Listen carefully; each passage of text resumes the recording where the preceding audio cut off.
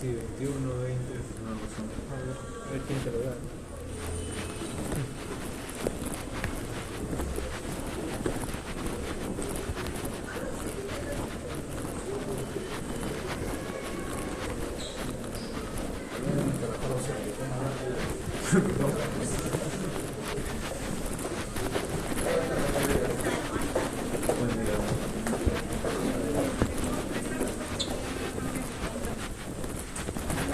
Vamos a ir conversando un poco mientras vamos a esto. Ir avanzando lo que...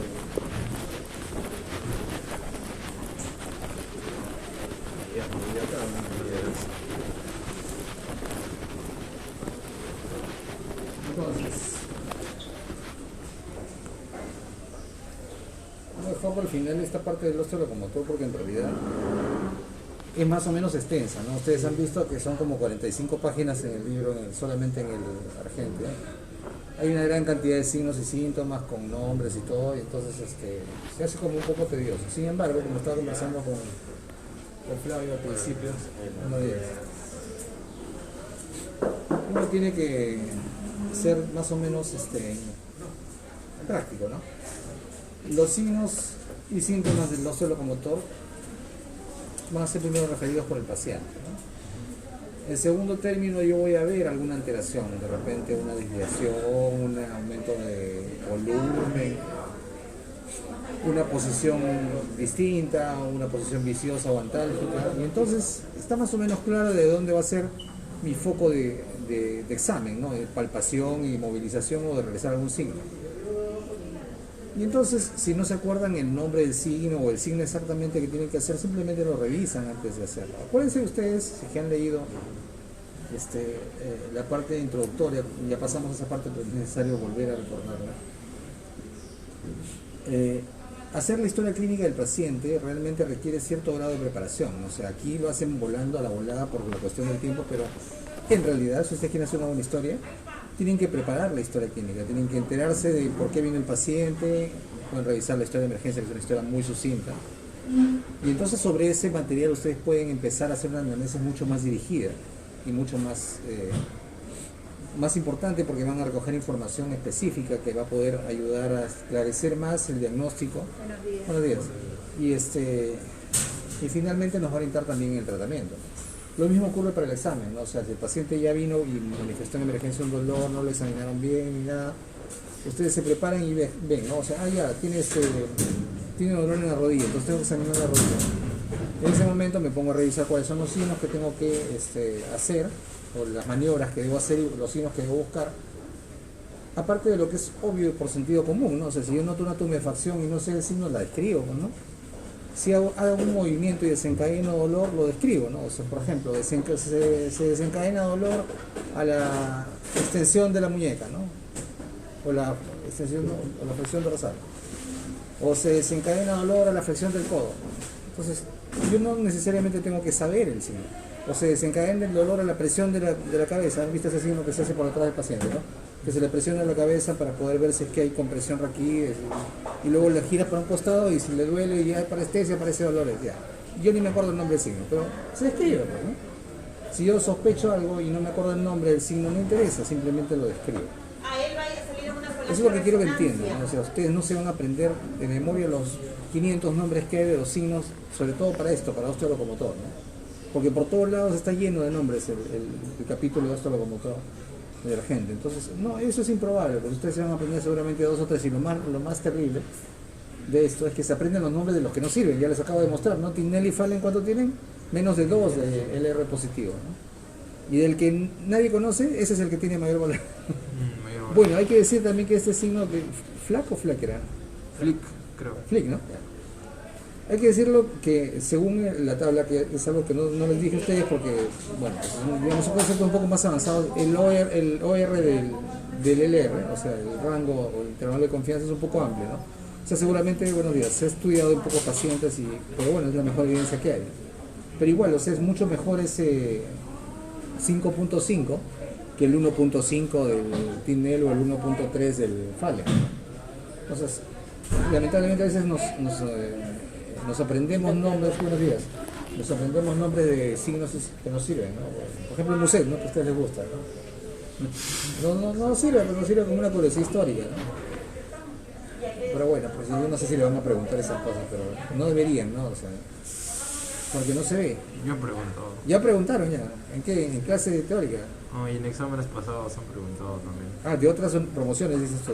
Sí, Sí, es un clásico porque si alguna vez lo vieran, cosa que dudo, es algo casi inolvidable, ¿no? Pero yo nunca he visto. Pero ese sí tiene un LR alto, ¿verdad, doctor? Sí, pero es que ya no hay válvula, pero. Ah, claro. Además, lo miras así, bueno, ya, ok. Le pones ni siquiera le pones el estetoscopio, sino le pones la mano y se siente el frémito, ¿no? O sea, ya no hay nada que hacer, eso diagnostica hasta un vigilante, ¿no?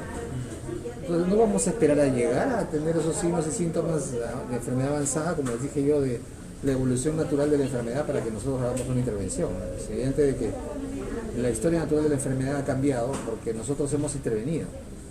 Entonces, al haber intervenido, nosotros hemos prácticamente eliminado la posibilidad de que aparezcan esos signos que antes se veían, ¿no? La semiología francesa. Cuando los pacientes se morían, pues solo no había nada que hacer. No intervenían y miraban cómo evolucionaba naturalmente la enfermedad. Bueno, eso ya no vamos a ver, cada vez menos. Incluso ayer estaba pensando, ¿no? Cuando les estaba hablando del frémito, que yo hace siglos que no veo un frémito. Tendría que ir de repente al hospital del niño, donde hay un montón de niños con cardiopatías congénitas que vienen muchos de provincias y nadie les pone un estetoscopio en el pecho, y ahí de repente podría ver, ¿no? Pero en adultos, nadie ya. Por ahí alguno que otra vez alguno ha venido, ¿no? Pero ya con diagnóstico y todo, ¿no? Con frémito, tanto avance ya no se ve. Afortunadamente, ¿no? Porque, por ejemplo, en el caso de una cardiopatía congénita, si evoluciona con el tiempo, empieza a haber dilatación de cavidades, empieza a haber insuficiencia cardíaca, y entonces ya la cosa se complica, porque lo que era solamente el corazón complica el corazón y el pulmón, y cuando uno quiere hacer alguna reparación, de repente tiene hipertensión pulmonar severa, o hay inversión del flujo, ¿no? O sea, el síndrome de Eisenmenger, que se dice, que tiene ese nombre. Estoy en contra de los nombres propios, pero seguramente se van a acordar por el nombre. Cuando ya un shunt de derecha a izquierda ha sido tan grande que finalmente el flujo se ha invertido, ¿no? Entonces, y lo que ocurre ahora es que no puedo cerrar yo el shunt, porque si no el paciente se muere. Voy a una hipertensión pulmonar severa, crónica, irreversible, ya no hay nada que hacer ahí. Tengo que dejarlo con su shunt ahí y solamente hacer algunas maniobras paliativas y medicamentos, y ya su curva de vida ya se fue al piso. Doctora, buenos días. Hola, ¿Qué tal? Entonces, ya no vamos a ver pues esos signos y síntomas clásicos, ¿no?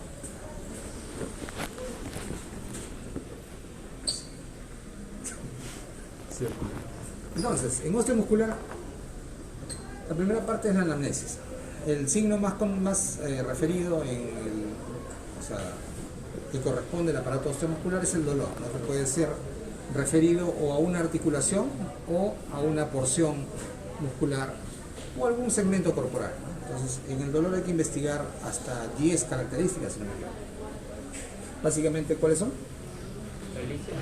¿Cuál? Las características del dolor. Las características que debemos investigar en el dolor de origen osteomuscular. No, es el Alicia. Eso es para los signos y síntomas, pero se puede aplicar si ustedes se dan cuenta, porque miren, O es inicio, ¿no? Entonces, sí, inicio del dolor. ¿Cómo inició? P, ¿qué cosa es? ¿Qué es lo que ¿Qué es lo que lo aumenta o lo disminuye? También se aplica. Q, calidad del dolor. ¿Cómo es el dolor? También se aplica. El dolor es punzante, es urente, es tipo pesadez. R, ¿Y radiación? si se irradia o no. R no es irradiación, R es related, o sea, ¿a qué está relacionado el dolor? Y también se aplica, porque muchos dolores osteomusculares están relacionados con otros signos y síntomas. Si yo tengo, por ejemplo, artritis, o sea, dolores osteomusculares, básicamente articulares, dolores articulares, más uveitis, yo puedo pensar en artritis reumatoide. Entonces hay asociación, si tengo artritis con úlceras orales, yo te puedo pensar en síndrome de Behçet, que es una ortopatía seronegativa. Hay muchos signos que se asocian a artritis y o dolores osteomusculares. Entonces la R es de related. ¿Con qué está relacionado? S, sitio, ¿dónde duele? ¿No? Site. ¿En qué región duele? En el aparato osteomuscular hay una característica que es importante, que es que uno debe conocer, que a veces puedo sentir yo dolor, o el paciente puede referir dolor en una articulación, y no es el dolor en esa articulación, sino es un dolor referido o es un dolor que viene de otra articulación o de otro segmento corporal que el paciente lo refiere allí, ¿no? Ejemplo, a veces un problema del hombro puede producir un dolor que se irradia hasta el codo, incluso hasta la mano, ¿no? El paciente dice, me duele la mano, pero uno agarra y le toca el hombro y lo moviliza y siente dolor. Entonces el dolor ya nos damos cuenta que siente en la mano o en el codo es un dolor referido al sitio del dolor principal. Y luego la T es tiempo, ¿no? O sea, cuánto tiempo dura, cómo empezó, y la I es intensidad. O sea, el OPQ-RST más I se aplica. Además hay un par de cosas más, si no me equivoco, en el dolor osteomuscular. Pero con ese OPQ-RSTI tienen marcado prácticamente todo lo que deberían ustedes interrogar en un dolor. ¿Cuándo, cómo empezó, en qué circunstancia, cómo es, asociado, related, evolución, respuesta al tratamiento y sintomatología inflamatoria son, ¿qué tal, licenciada? Buenos días. Son las tres otras cosas, ¿ya? Evolución, o sea, cómo ha evolucionado el dolor en el tiempo. Si es un dolor que, por ejemplo, va y viene, o sea, es un dolor remitente, es un dolor estacional, es un dolor que, por ejemplo, aumenta alguna hora del día. La respuesta al tratamiento en algunas enfermedades es importante, ¿no? Por ejemplo, con salicilatos el dolor de la artritis reumatoide remite rápidamente. Los corticoides alivian el dolor de cualquier tipo de enfermedad inflamatoria sistémica o autoinmune. Y entonces eso es otro punto que uno podría empezar a preguntarle al paciente, ¿no? Pero ya esto realmente es cuando uno está dirigido a una patología y si hay o no sintomatología inflamatoria. Y aquí ustedes deben haber escuchado, y acá sí tenemos que mostrar la tabla, pero vamos a hacer un ratito, ya de acá. La diferencia que uno debería hacer desde el punto de vista clínico entre un dolor inflamatorio y un dolor mecánico, ¿verdad? El dolor mecánico típicamente está relacionado, por ejemplo, el modelo típico es con un traumatismo, ¿no? Que produce dolor porque hay zonas que se han desplazado de su lugar normal o hay una rotura de una estructura, ¿no? En cambio, el dolor inflamatorio, su modelo típico es, por ejemplo, de una enfermedad sistémica que produce artritis e inflamación, ¿no? Sin afectación directa de la anatomía de las estructuras, ¿no? Solamente con inflamación. Por eso es dolor inflamatorio versus dolor mecánico. Eso lo vamos a repasar con la tablita que está en el agente. Voy a ver si el paciente ya.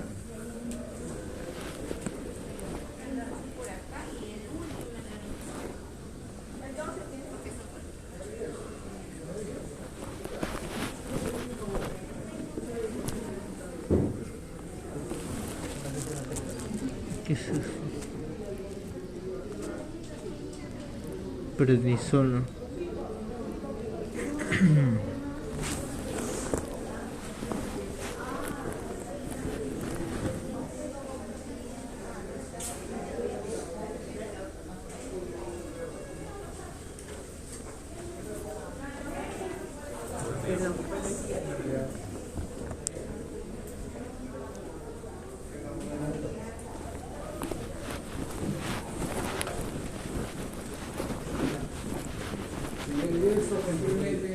serio está que estemos con él para repasar rápidamente el examen del aparato osteológico. Lo que nos llama la atención primero del paciente es que se encuentra con una bomba de infusión, ¿verdad? Que debe estar boteando algún medicamento. Yo podría, probablemente aquí lo colocan y él ya sabe que es hidratación. ¿Sí? ¿Por qué motivo lo hospitalizaron? Soy paciente de oncología. Es paciente oncológico. Sí. Y ha estado recibiendo un tratamiento quimioterapia. Sí. ¿Y qué pasó? Estoy ahorita en quimioterapia, es la cuarta quimioterapia. Ya. ¿Y le dijeron que la quimioterapia esta vez tenía que ser hospitalizada por algún motivo en especial? Lo que pasa es que son 3 días de quimioterapia por el que me interné. ¿Cuál es su diagnóstico principal entonces? Es linfoma no Hodgkin clásico. Ok, un linfoma no Hodgkin, ¿no? Entonces, él no es un paciente exactamente de medicina, sino de oncología, ¿verdad? Sí. Está aquí en una cámara de hospitalización de medicina, que ocurre con frecuencia porque finalmente las camas son para los pacientes, ¿no? Listo, entonces, usted tiene, empezamos primero con el análisis. ¿Usted tiene algún problema o ha sentido alguna molestia, aparte de su diagnóstico principal, en alguna zona del cuerpo, en alguna articulación, músculo o parte corporal? A un inicio, como no sabía que era el informe, entonces me dolía toda la espalda, empezaba acá, ahora a veces cuando estoy mucho tiempo parado, me escapar. Ya, en la parte posterior, por el cuello más o menos atrás. Ya. Eso ahora que empezó el tratamiento ya ha calmado. La parte acá ha bajado, solo acá cuando estoy mucho tiempo parado, sentado, como que tengo molestia. Ok. Tengo que echarme para acá. O sea, el dolor aumenta cuando está parado. Parado bastante. Okay. Y cuando se recuesta así como ahora ya. Ya calmo bastante. Correcto. Listo. En las articulaciones de los brazos y las piernas no ha habido mayor problema. Ahora no, antes sí me pincho las articulaciones. Ok. Sí. Entonces luego de preguntar, deberíamos indagar un poco más con la presencia del dolor. ¿El dolor cuándo empezó? Ese, me refiero al dolor que me refería. Solamente me estoy refiriendo a ese dolor. Sí, solo ¿Hace cuánto tiempo? Más o menos. ya será como año Año y medio. Y aparte de ese dolor que tenía cuando estaba parado mucho tiempo, ¿tenía algún otro signo o síntoma? ¿Algo que sintiera? Empezó con las articulaciones. Ok. Simplemente me crujía. Y no sabía por qué me crujía igual.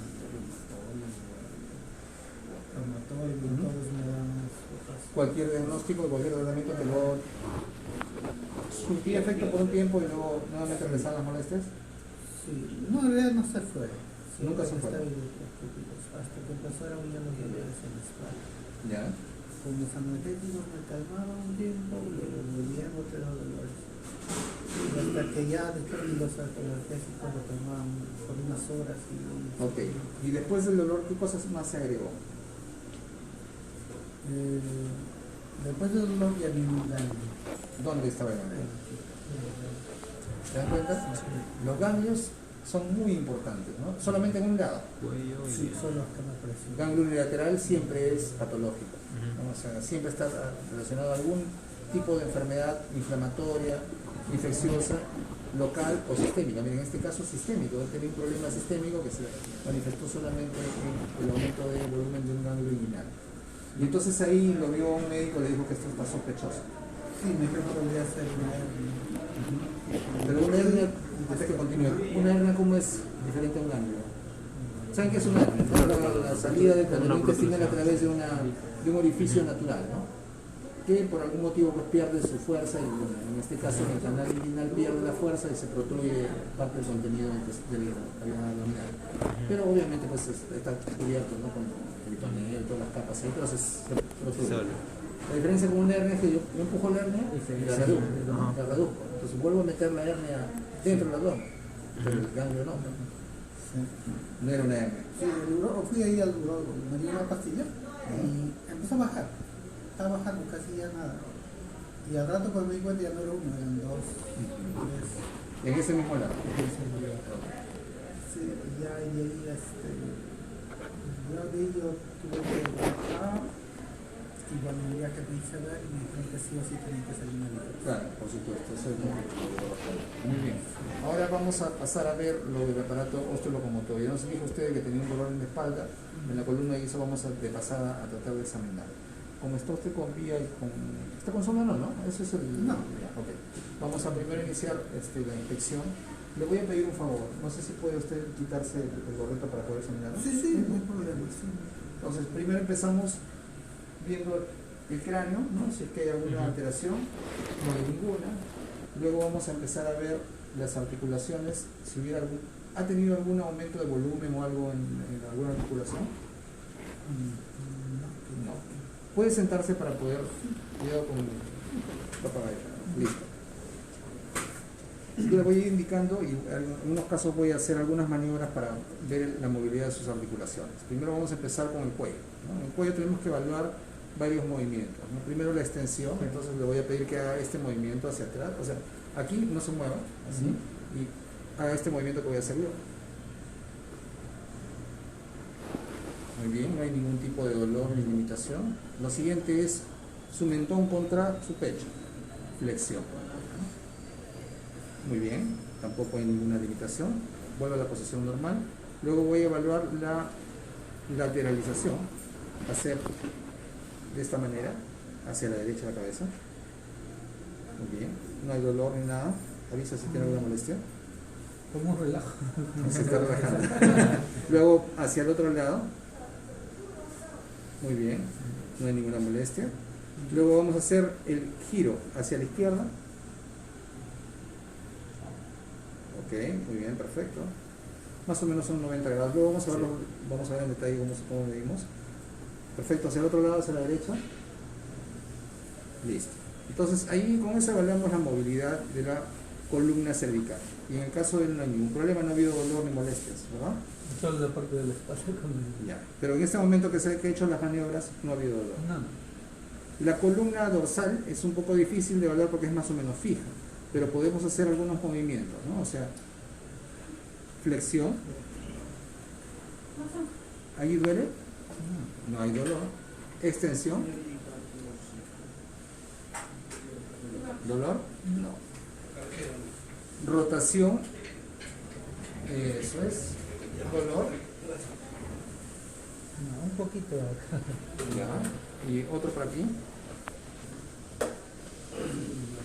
Entonces luego, como él refiere a un dolor más o menos localizado, hola, buenos días. Aquí en la columna dorsal deberíamos empezar a palpar y ver más o menos a qué altura. Entonces voy por atrás.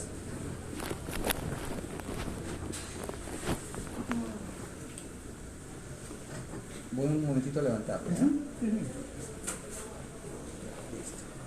Entonces yo voy a tocar las apófisis espinosas y ver si hay alguna molestia. Usted me dice si siente dolor al tocar en alguna zona. Dolor no, pero esa es esa zona donde... Pero no siente dolor cuando yo le presiono. No. Lo cual me aleja un poco de la posibilidad de que sea un dolor de la columna, ¿no? Sino puede ser un dolor referido. Si yo tuviera un dolor exactamente de una articulación, por ejemplo, en la columna dorsal que estoy evaluando en este momento, al hacer presión en las apófisis espinosas yo tendría alguna respuesta, ¿no? Pero lo que él dice es que le duele por la parte que yo estoy examinando, pero no cuando le presiono. Entonces parece ser un dolor referido, ¿no? Cuando le presiono no hay dolor, ¿verdad? Aparte, a veces el paciente puede referir dolor y el dolor puede ser muscular cuando hay una contractura. Entonces yo debería evaluar, por ejemplo, desde el trapecio y todos los músculos de la espalda, pero no noto ninguna contractura ni tampoco dolor cuando lo toco. Entonces, A mí mi doctor me dijeron que mi columna está un poco así, ¿será por eso? para verificar eso tenemos que hacer que se pare y mirar exactamente si hay una desviación. La columna tiene una desviación normal, ¿no? Tiene una escoliosis que no es aquí, sino es un poco más abajo. Y aquí siempre está un poquito más inclinada. Entonces, para poder evaluarlo eso hay que hacerlo que se pare, desnudo, sin zapatos y poder mirar si es que hay alguna desviación. Así se hace, ¿no? O sea, cuando queremos evaluar ese tipo de supuestas desviaciones, hacemos que el paciente se pare, en ropa interior nada más, sin polo, sin camisa, sin pantalón y miramos, ¿no? Si hay alguna, eso es lo que dice el libro, ¿no? Tenemos que mirar si hay alguna desviación en la altura de los hombros, si es que hay alguna desviación en la cadera, y ahí vemos si es que hay una escoliosis que pudiera haber, ¿no? De esa manera hay que evaluarlo. Digamos que en este momento esa evaluación no es prioritaria, en este momento es más importante su tratamiento. Entonces no tenemos ninguna alteración en la columna dorsal. Luego pasaremos a ver pasaríamos a ver la parte de la pelvis y los miembros. Ahora que está sentado vamos a ver los miembros y vamos a examinar así rápidamente la movilidad de las articulaciones. Hombro, que es una articulación muy móvil. Solamente vamos a examinar esta articulación porque esta tenemos no voy a obligarlo a mover porque si no va a jalar la guía. Entonces el hombro le voy a pedir que haga algunas maniobras. La primera va a ser que levante su mano de esta manera, ¿sí? Póngala así, y luego trate de levantarla lo más arriba, lo más alto posible. Listo, o sea, bájela por favor. La abducción, o sea, separar la articulación de la línea media debe llegar más o menos hasta arriba, ¿no? 180 grados. Lo siguiente que va a hacer es hacia, exacto, eso se llama aducción, ¿no? O sea, la línea media, que es más o menos 60, 70 grados, comparado con la línea media. Muy bien. Luego, hacia arriba y adelante, o sea, así, hacia arriba y adelante, muy bien. Luego, hacia atrás, hacia atrás. Hacia atrás. Perfecto, muy bien. Hay otras maniobras que se hacen, por ejemplo, le decimos al paciente que coloque aquí, así, listo, y trate de su codo para atrás, eso es. Rotación, ahora la otra así, y trate de, exacto. Entonces en todos los ramos articulares y todos los movimientos del hombro está bien, no hay ningún dolor ni ninguna alteración. Lo siguiente es ver el codo, perdón. En el codo los rangos los vamos a ver, pero por ejemplo en extensión no hay mucho rango, ¿no? Porque el codo justamente tiene una parada anatómica que es el olecrano, ¿no? Que se inserta aquí y que evita que hagamos más que allá, pero sí tenemos un rango de flexión importante. Según el libro tiene más o menos 160 grados y efectivamente, ¿no? Ahora yo les voy a enseñar cómo se mide exactamente el ángulo de las articulaciones. Yo tengo el goniometro, pero de manera, digamos, a simple vista se nota claramente que no hay ninguna limitación, ¿verdad? En el codo además deberíamos examinar el dolor en el epicóndilo, que es radial, o sea, para el lado del pulgar, y en la epitróclea, que es para el lado del meñique.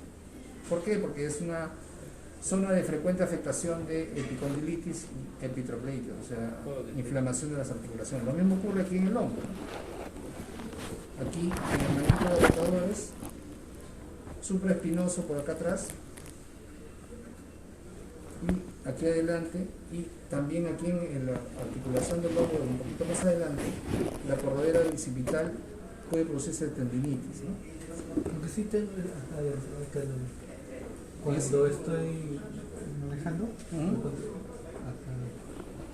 aquí, que parece más un dolor muscular, ¿no? Porque si fuera la articulación sería por aquí, es adelante, ¿no? Entonces puede ser por este movimiento, es más muscular, ¿no? Pero ahora que está descansando, no, nada. cuando estoy descansando no, solo cuando estoy conduciendo. Claro, listo. Luego tenemos la articulación de la muñeca, donde ustedes ya hemos visto, ¿no? Los signos de Tinel, Fallen, esas cosas que nos sirven, pero bueno, igual de pasado podemos ver. La muñeca es los huesos del carpo, es el asiento de muchas enfermedades autoinmunes, ¿no? Reumatoide, lupus, afectan las articulaciones carpo-metacarpianas, producen deformación de esta zona, cosa que en él obviamente no se ve, está normal, ¿no? El epicóndilo estamos celular, y aquí en el canal del nervio mediano, si es que hubiera signos o síntomas de atrapamiento, lo que va a referir el paciente es hormigueo en los dedos, en el territorio del nervio mediano, que son estos dedos, ¿no? Eso se para la mano. ¿En qué parte de la mano? Esta mano y la otra mano también. Ya. También dijo que tenía el túnel carpiano. ¿Ah, sí? Y no tiene, ¿no? Esta otra cosa. Cuando hay Tinel positivo es bien evidente, ¿no? Además que cuando hay un nivel avanzado del túnel carpiano, el paciente ya incluso toma una posición un poco contracción de las articulaciones. Ah, sí, porque empezaron con los dedos. Así esto, cuando estaba trabajando agarré un rastrillo, estaba así, y se quedó ahí los dedos. Eso más bien puede ser dedo en gatillo, ¿no? Gatillo, sí. Eso es otra cosa. Eso es una articulación del tendón. Perdón, es un problema del tendón, de los tendones que hay en las articulaciones de la falange, ¿no? Que se queda el dedo así atrapado y luego tienes que destrabarlo. Eso es dedo en gatillo. Y no podía cerrar del todo hacia las técnicas. Pero luego cambió. Ahora ya está. Probablemente haya sido inflamatorio porque miren, ahora tiene movilidad completa, ¿no? Sí. No hay ningún problema con la movilidad de las falanges. El carpo también lo mueve bien. Aquí los ramos articulares son 90 grados. Aquí son más o menos como 60 o 70, teniendo como base el eje aquí, ¿no? Aquí en la flexión de la muñeca, 90 grados, un poquito más acá, 70. Está dentro de los rangos si no tiene dolor en la movilización. Vemos si hay deformación, si hay tumefacción, si hay dolor a la palpación o a la movilización. Y en los dedos lo que hemos estado viendo, ¿no? La movilidad. En la palma de la mano hay algunas patologías que producen retracción, por ejemplo la contractura del buitre, es una contractura de la aponeurosis de la palmar, que se contrae completamente y hace que los dedos en reposo estén en una posición distinta, ¿no? Eso ocurre con mucha frecuencia en pacientes diabéticos. Y en cuanto a la muñeca, lo último que es frecuente en pacientes que tienen, por ejemplo, artritis reumatoide es la desviación cubital, ¿verdad? Y luego las alteraciones en las articulaciones de las falanges, ¿no? Los dedos así, ¿no? Con flexión de la interfalángica proximal y extensión de la distal. Los dedos en cuello así, no, es bien difícil hacerlo. O sea, es la única manera así. Esos son los dedos en cuello así en pacientes que tienen artritis reumatoide. Eso más la desviación cubital es un signo casi clásico de la artritis reumatoide. Él obviamente no tiene nada, ¿no? Listo. Muchas gracias por su ayuda. Gracias. Gracias por su tiempo y por su ayuda. Esperamos que todo le vaya bien a su tratamiento. Muchas gracias. Sí. Buen día. Hasta luego. Gracias. Gracias.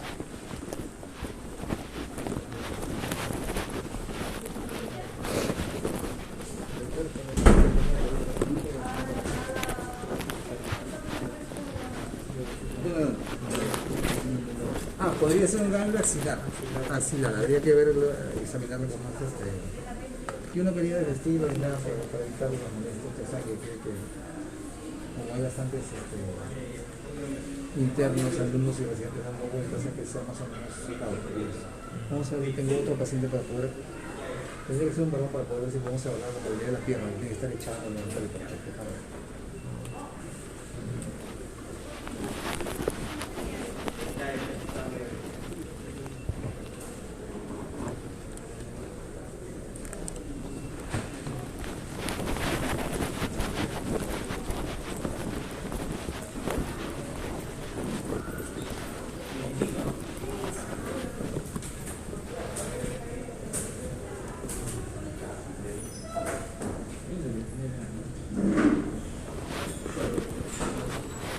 Sí, pero no, estaba postrado.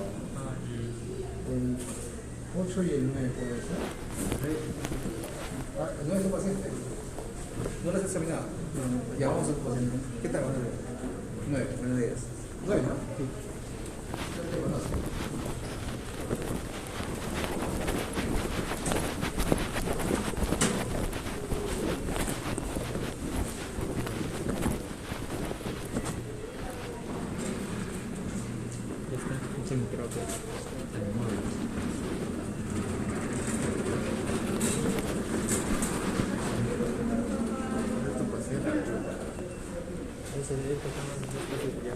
¿Qué es lo que tiene la máxima?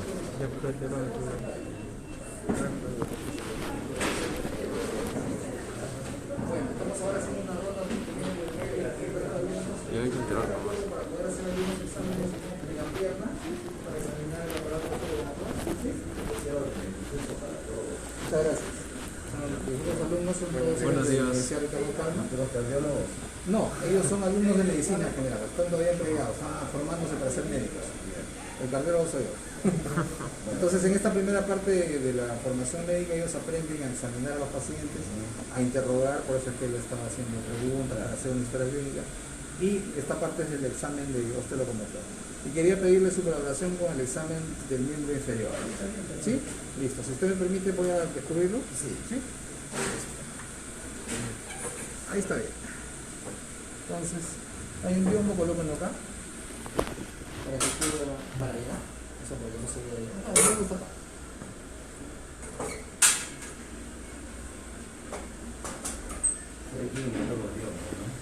¿Ah, no? Los japoneses. ¿Cuándo fue eso? ¿En la guerra?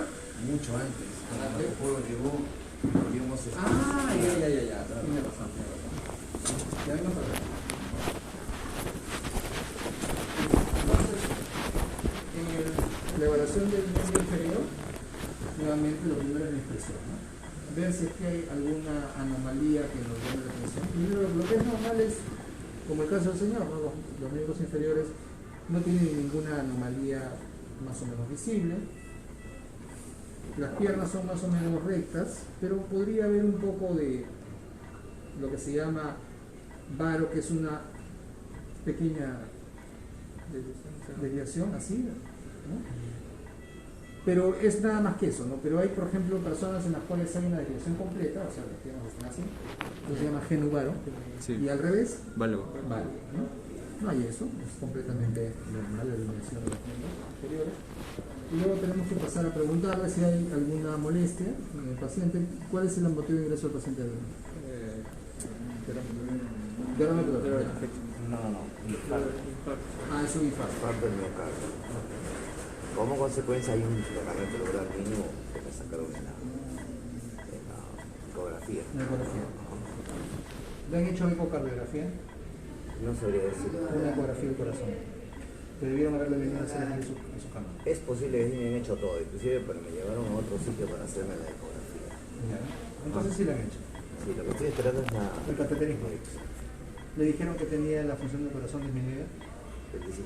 Sí, claro. Por eso tiene el ¿No? Las piernas, ¿alguna molestia ha habido como parte de la enfermedad actual? No. Ninguna, no se han hinchado, Nada.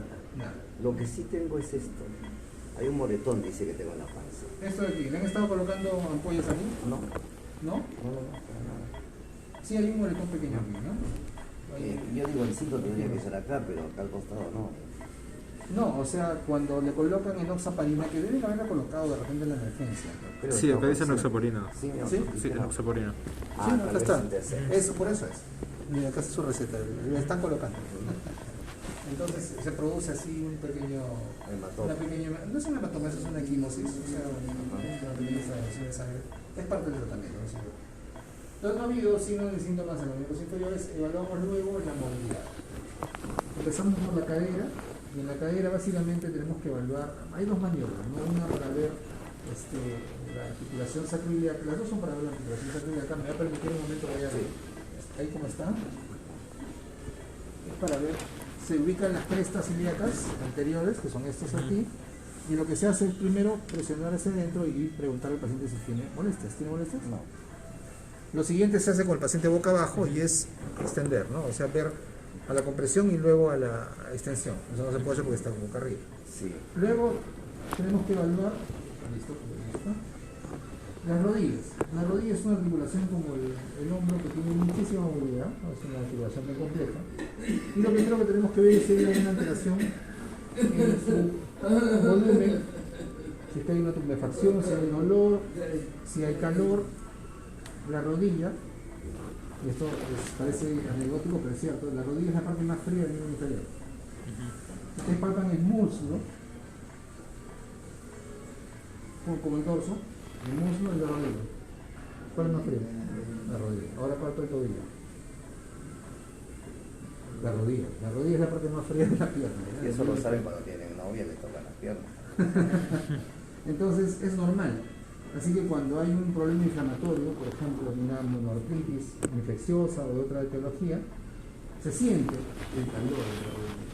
Entonces siempre palpen con el dorso, que es la que tiene mayor terminación nerviosa, para poder palpar la diferencia de temperatura.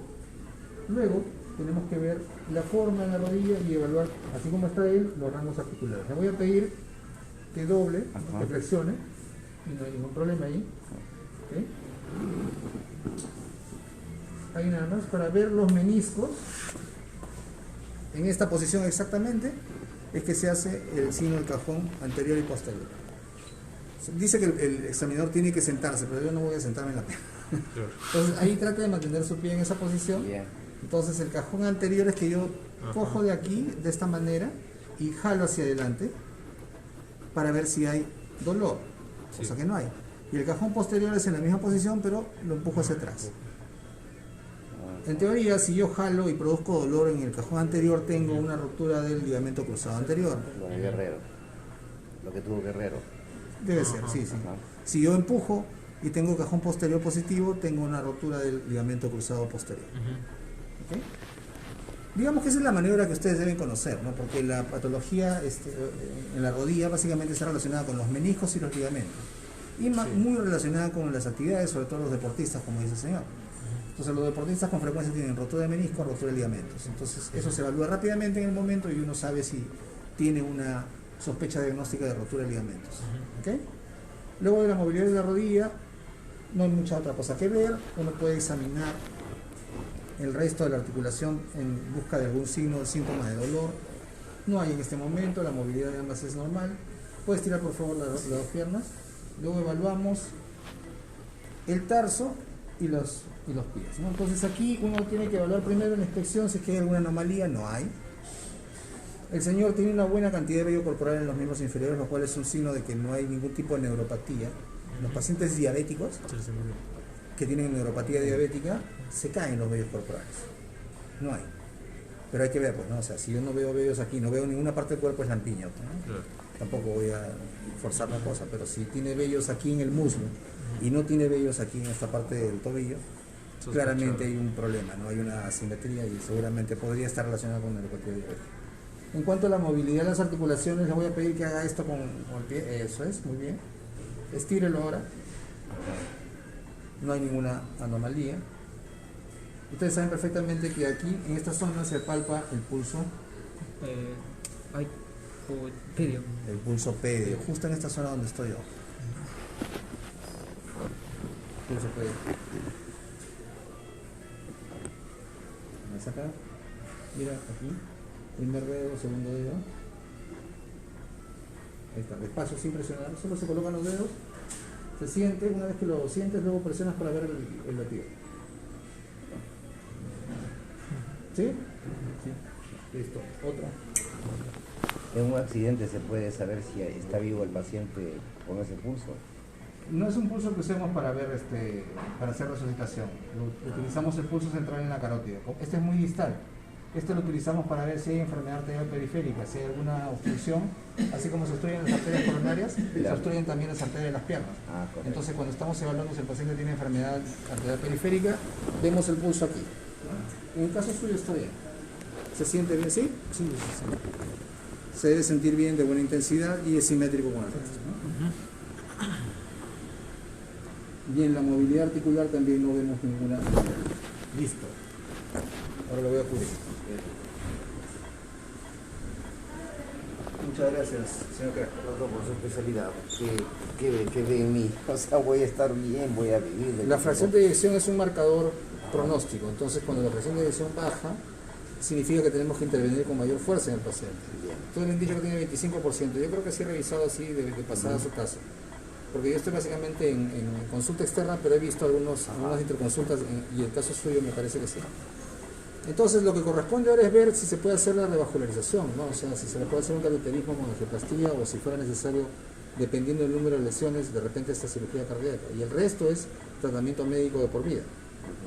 Eso es lo que corresponde a un paciente que tiene o que ha tenido un infarto y que tiene insuficiencia cardíaca. Ese sería el peor de los casos, digamos, que tenga que tener digamos, una operación y todas esas historias. De repente el peor de los casos sería que tenga que ser operado el corazón, ¿no? Que le coloquen bypass.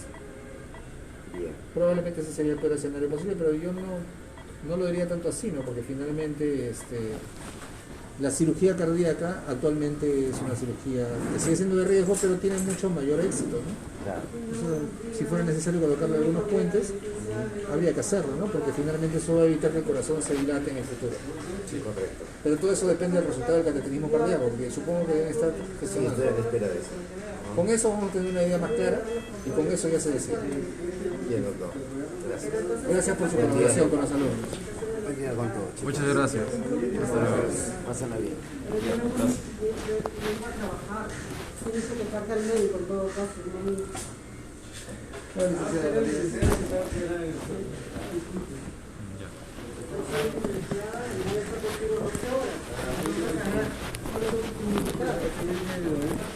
En su diagnóstico sí dice infarto agudo del miocardio.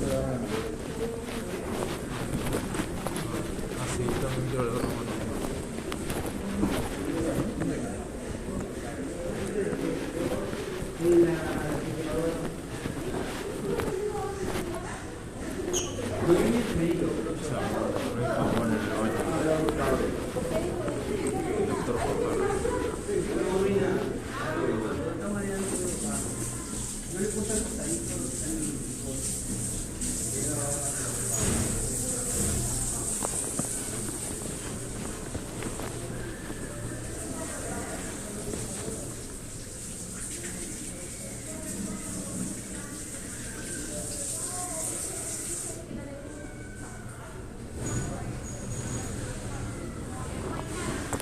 Infarto, pero ¿cómo es que el derrame pleural terminó en un infarto? No, eso sí no hay. Salvo que haya de repente. Gracias. No había dos.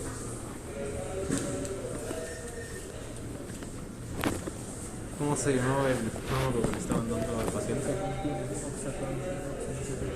¿Cómo? Oxaparina, ¿no? Enoxaparina.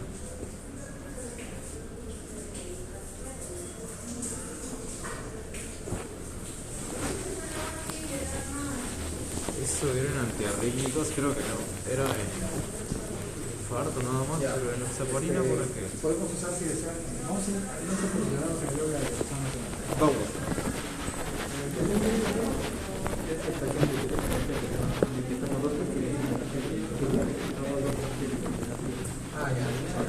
Sí, su diagnóstico está como infarto agudo del miocardio.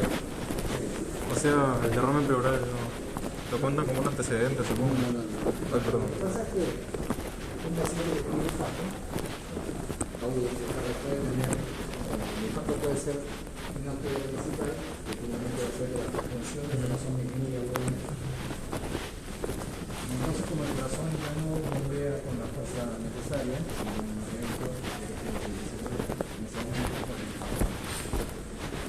el líquido se acumula. La evacuación del líquido en la arteria que se produce el derrame pleural. El paciente que tiene esa carrera aguda o crónica incluso puede tener derrame pleural. O sea, es un signo que está a favor de se ve dentro del. Claro, el infarto produce insuficiencia cardíaca. El derrame es por insuficiencia cardíaca. El infarto produce el derrame. El infarto produce insuficiencia cardíaca porque el infarto es en una arteria importante, entonces la función bruscamente cae. Es el caso típico de insuficiencia cardíaca aguda. Y de eso ya no hay vuelta atrás, ¿verdad, doctor? Puede recuperar si se realiza pronto. Por eso es que le menciono la opción de hacerse cirugía. En ese caso la cirugía sería para que le pongan... La cirugía es de revascularización, para colocarle, si fuera necesario cirugía o que practica para poder actualizar los productores que están más fluidos.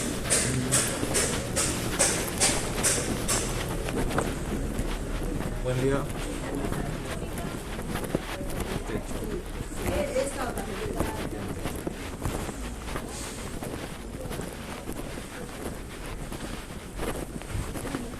Buenos días. 8:56, falta 4 minutos. Quiero ver qué habla Doctor, ¿no?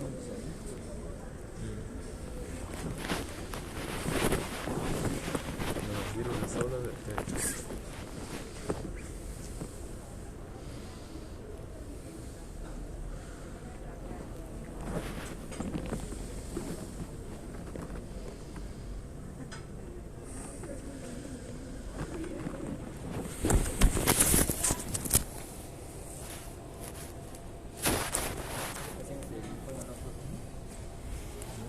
Oh, el linfoma de Hodgkin.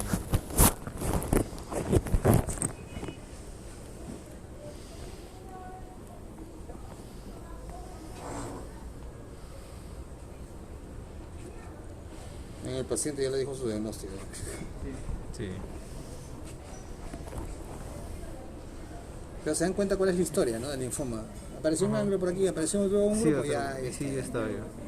Su diagnóstico más fácil. entre comillas, ¿no? Porque tienes que... ¿Cómo se confirma el diagnóstico? Con biopsia. Lo Un malo- ganglio es un ganglio, puede ser inflamatorio, puede ser infeccioso, puede ser por una neoplasia. Es un Es un ganglio. neoplásico. En ingle casi siempre está asociado a algo patológico, ¿no? En el cuello no. Hemos visto que el 50% de adultos sanos tienen ganglios palpables, ¿no? Sí. Aula 2 del auditorio Milagro Rafa Neira. Doctor, ¿usted se le inflamó un ganglio del cuello cuando estaba siendo residentado? No tengo todavía. Mira, palmo. No, ¿cómo se palpa? Así. Ah, sí tiene. Yo pensaba que tenía un linfoma, una vaina así. ¿Pero eso por qué es, doctor? ¿Por estar tanto tiempo en el hospital? ¿Expuesto a las enfermedades? ¿O solamente Porque, por...? o sea, eso no lo sabemos, ¿no? Yo solamente sé, lo que sé de la literatura es que la mitad tiene, pero puede ser por múltiples razones, ¿no? Por razones ambientales, etc.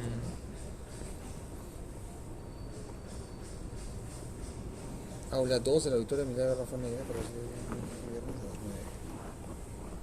¿Cuál es el auditorio Milagro Rafa Neira?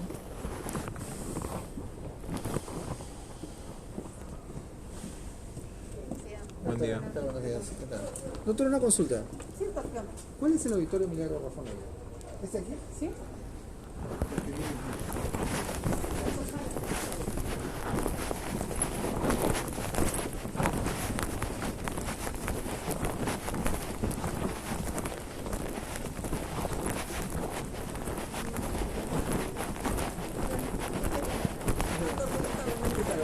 Buenos días. Sí. ¿Este es el aula 2? Sí.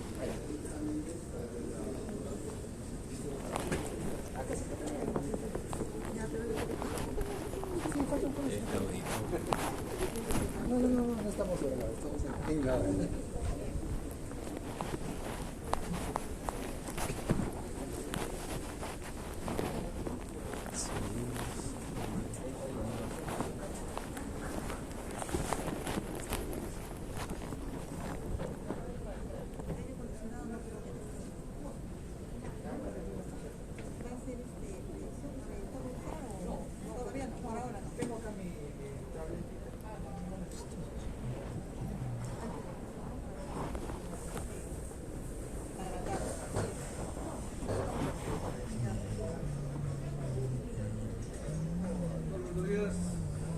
¿Qué tal? ¿Cómo están?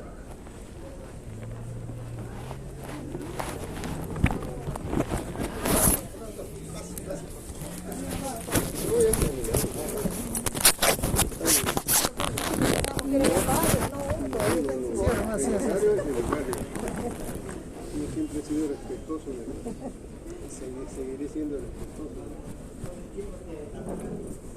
¿A ti te traen desayuno, almuerzo y comida? Ahora vas a ver cómo va a pasar acá. Espero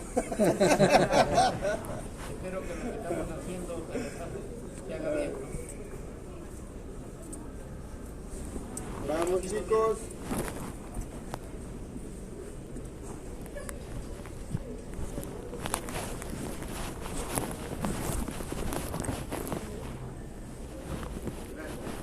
Mira, aquí traen desayuno, almuerzo y comida para todos nosotros. Gracias a usted. Ven la casa. Buen día. Está bien. Me compartió, pero bueno. Igualmente. Chao, chicos. Chao, chicos. Hasta luego. Chao.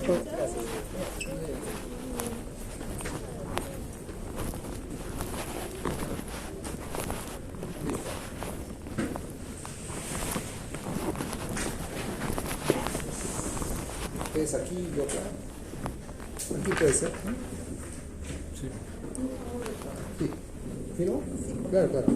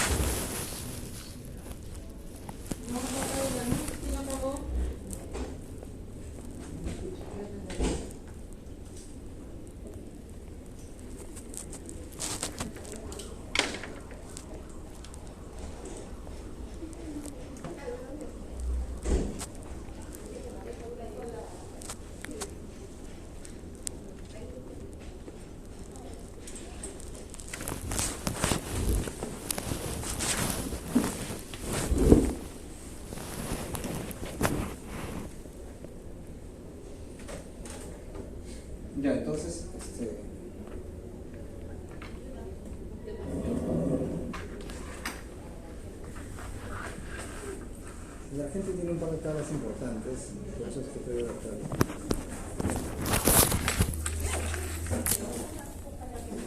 Que es importante revisar.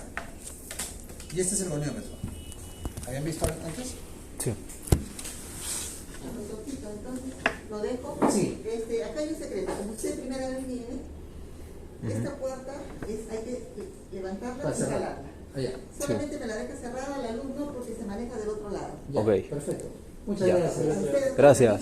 ¿Le Gracias. piden que la cierre o así nomás? No, está bien, sí, está bien, porque está bien ventilado. Muchas gracias. Gracias. Entonces, este es un goniómetro de mano, portátil. Hay otros más elaborados, pero este es suficiente para hacer el examen clínico. Esto no es mío, claramente es de mi esposa que es rehabilitadora. Entonces, ella sí necesita, ¿no? Entonces, ¿cómo se hace la medición? Sácate el mandil para hacer una demostración.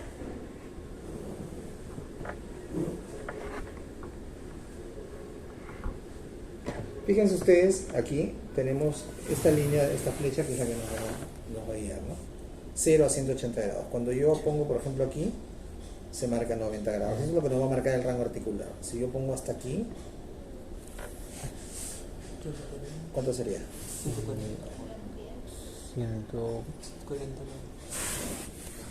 135, 140. 140 más o menos, ¿no? ¿Aquí cuánto sería? Ahí sería 60, más o menos. Esto es lo que tienen que mirar, 40 grados. ¿No? Que es este ángulo, 40 grados. 90. Obvio, ¿no? Pero ahí está, el número está ahí. 20. 20. Entonces, así se hace en posición neutra, se ubica. Esto se coloca en el punto de inflexión y lo hacemos que sin rotar. Entonces, aquí medimos el ángulo y lo alineamos con la parte media. Y ya está, esto es ¿cuánto es? 140. Sí. ¿Lo ven? 140. Los rangos articulares están en un gráfico grande aquí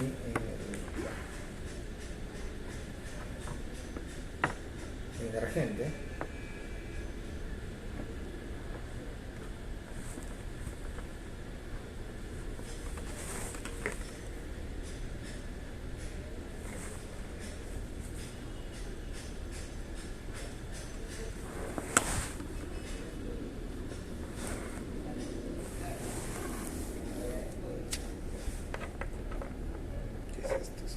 Pasa mucho.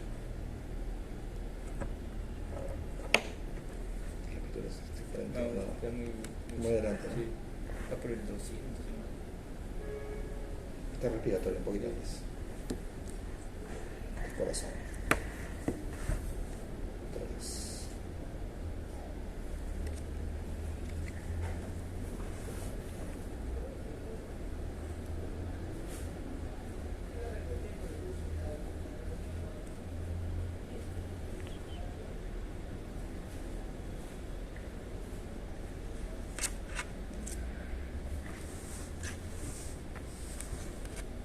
Ya este es, ya, ok.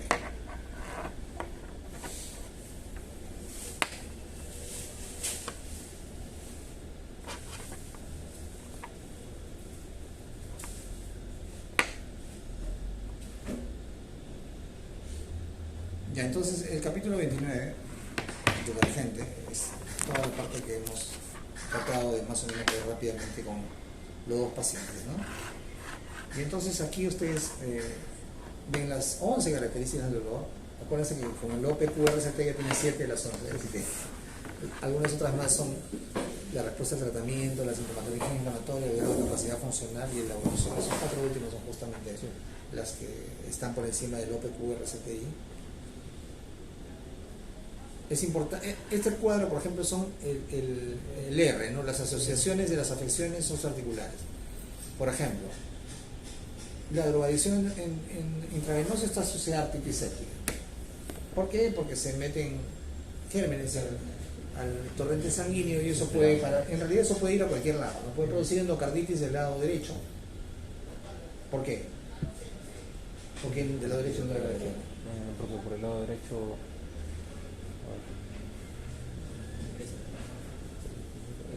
Claro, porque por el lado de, ¿dónde me coloco la droga yo, no venosa? En la vena. La vena regresa al corazón, al lado derecho. Las venas de la parte superior se irán a la vena cava superior, las venas de la parte inferior del cuerpo se irán a la vena cava inferior, esas dos llegan a la aurícula derecha. ¿Ya? Las venas cavas drenan a la aurícula derecha y la aurícula derecha van al aurículo derecho. Usualmente cuando hay endocarditis infecciosa del lado derecho está asociada a cualquier tipo de injuria que ingrese por ese lado, por el lado venoso. Sí. Usuarios de drogas venosas o por ejemplo un procedimiento médico con bajos estándares de bioseguridad.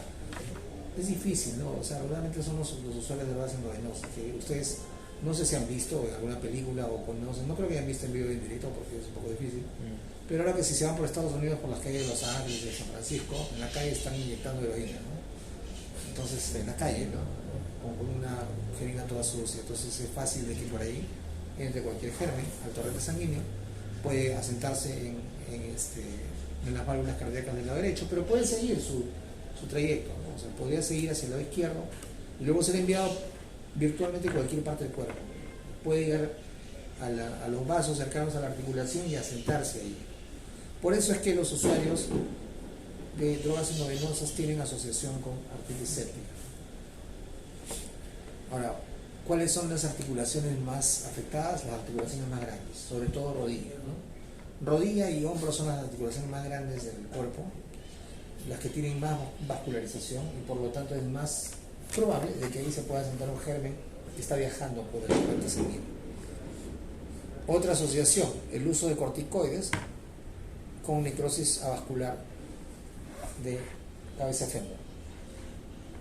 Yo les recomiendo que lean los casos que ponen acá en el libro. En los casos, justo no hay casos.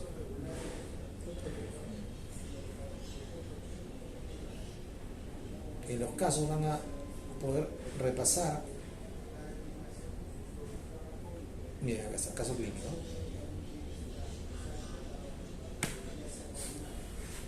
Dice, por ejemplo, Paolo de 30 años concurre al consultorio externo del hospital por presentar dolor en el hombro derecho de inicio abrupto, que apareció tras mover objetos pesados.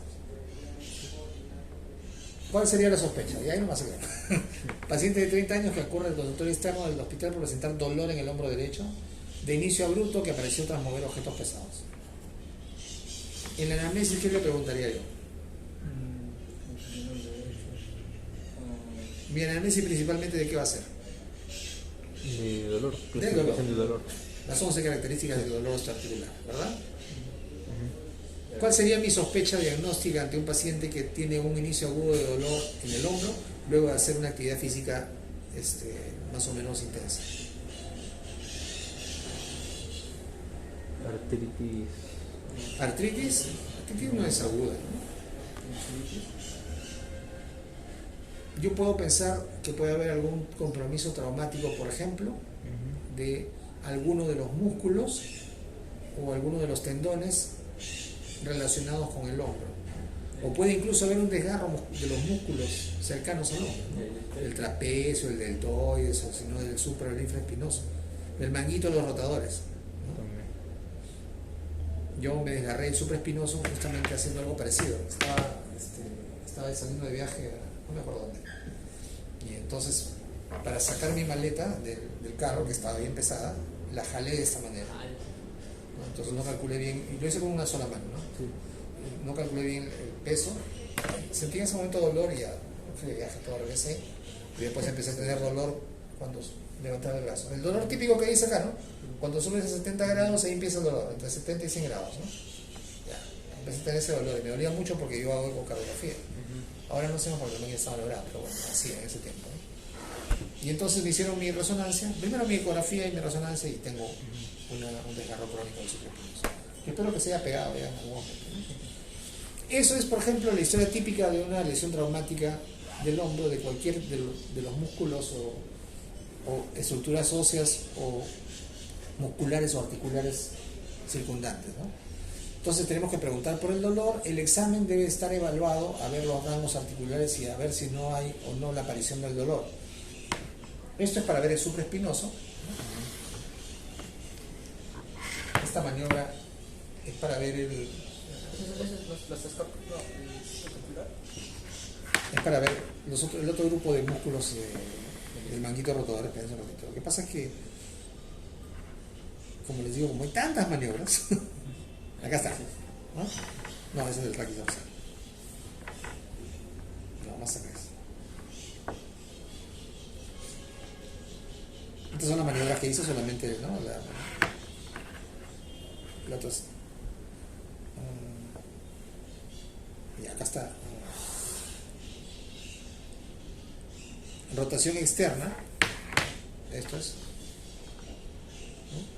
Y rotación interna. Entonces, y esto es para ver la aducción, ¿no? Está aquí. En esto, supraespinoso. En la rotación externa, infraespinoso. Y interna, subescapular.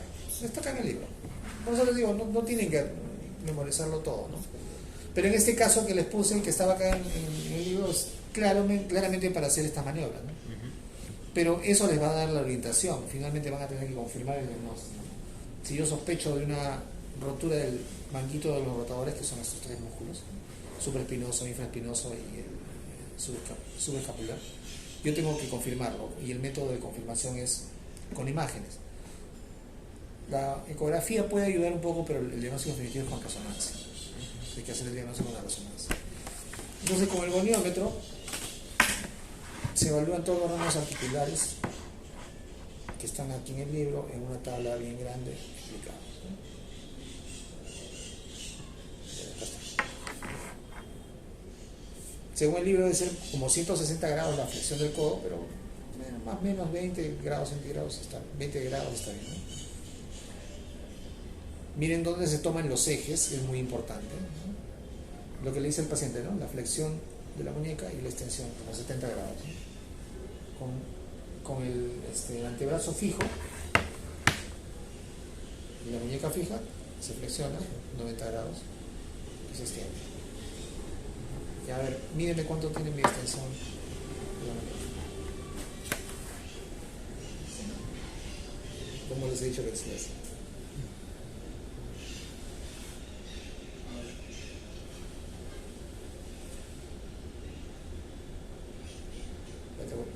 Puedo dar más amplio.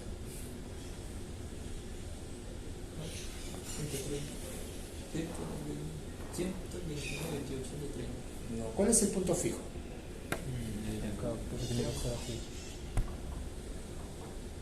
Esto tiene que estar justo en la articulación. Entonces yo voy a agarrar mi mano, ¿eh? Yo voy a hacer la maniobra y después tú desplazas el goniómetro. ¿No lo viste?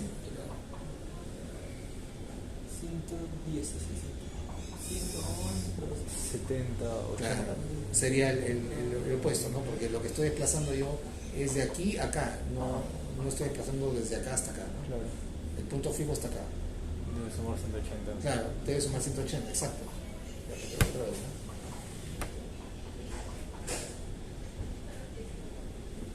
Voy a poner en la articulación de la extremidad. Me muevo. Acá está 70 grados. Acá está 70 grados. ¿Qué dice? 70 grados. Eso es normal. Normal. A ver. Mire el ángulo de extensión. Eso sería extensión, ¿no? Esto es flexión, extensión de la mano.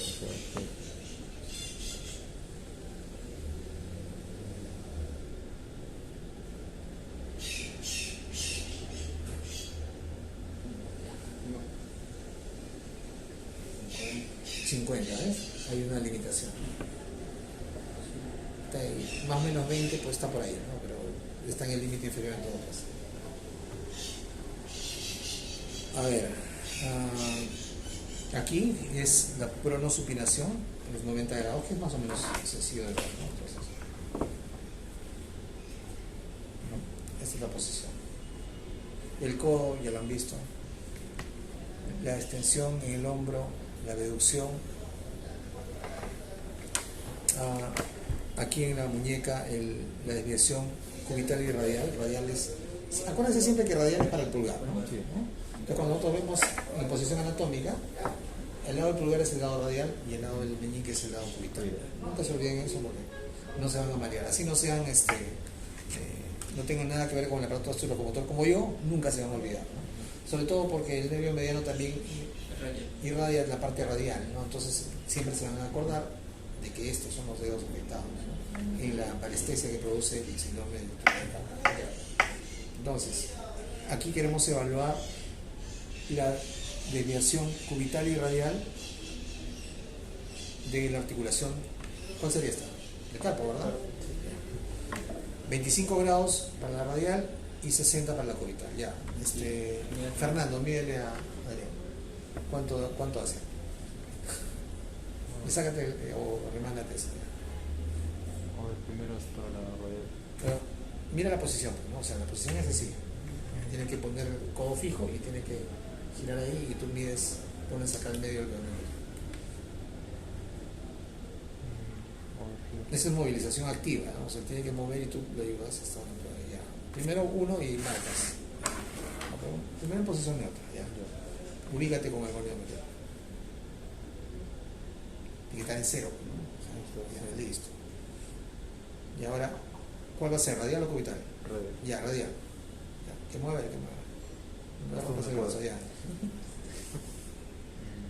Pero a ver, un ratito. Tienes que alinearte, ¿no? O sea, alíneate, cero, y toma un punto de referencia. Mira, el cero está aquí, el punto de referencia es justo el dedo medio. Ya. Entonces ahora cuando él mueva, vas a seguir tomando de referencia ese dedo. Ya, ahora muévelo. Ya, entonces, Hasta ese dedo. ya, ¿cuánto es? Sí, más o menos. ¿20? 25. Sí, 25, ahí está, 25. Y ahora cubital. Espera. Alinea primero, fíjate cuál va a ser tu punto de referencia y después de eso ya. Para eso tienen tantas rayas, ¿no? Justamente te alineas con un punto y luego de eso ya no te pierdes. Usa el mismo punto de referencia cuando esté en la posición girada. Ya, gira.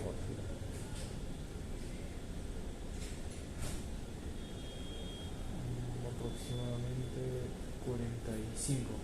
Sí, ya, se quedó un poquito, pero 60 más o menos 20 está bien. Ahí tengo que estar en captura. ¿También? Sí, es que a veces tengo límite la... A ver, vamos a ver, mídele. Yo, a ver. Adrián. Mira, sin querer tenemos un paciente de verdad. ¿A qué hora te fracturaste? Jugando pelota en segundo de Oh. secundaria.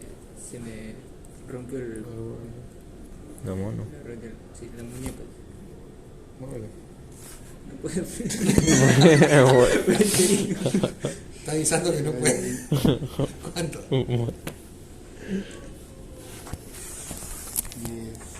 15.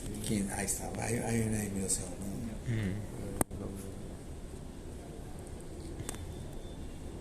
En su historia la última, que es el trabajo formativo, tiene que tener todo en detalle. Así que cuando tengan que hacer esta parte, tiene que ser con los ángulos. Por eso les digo que tomen muy en cuenta esta tabla, por lo menos estos movimientos, estos rangos articulares deben evaluar. ¿Ya? A ver, acá 30, 35, 36. Está bien limitado, ¿no? Porque es 25 acá, en la desviación radial de 15 a 25 no hay mucha diferencia, pero en la cubital sí, ¿no? Sí. ¿Tuviste una fractura ahí? Sí, fractura de cuello. Ah, ¿de coles? ¿A qué edad? A los 14 años, creo que, no me acuerdo, 14, 13. Esa es la fractura de los viejitos, ¿no? Porque se cae, ¿no?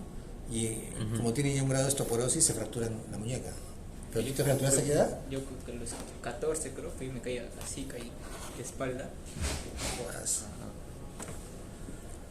Pero esa fractura, la de coles, es más frecuente en los adultos mayores, ¿no? Justamente radio cubital distal, ¿no?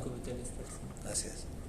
El carpo no se fractura porque, bueno, sí se puede fracturar, pero tendría que ser una... Cuando se cae. Porque es está metido, ¿no? O sea, está justo, los huesos del carpo están como una cuña dentro, entre el radio cúbito y los Sí. huesos de las falanges, ¿no? Ya, a ver, una más. Miren, por ejemplo, interfalángica proximal, o sea, la primera, esta, ¿no?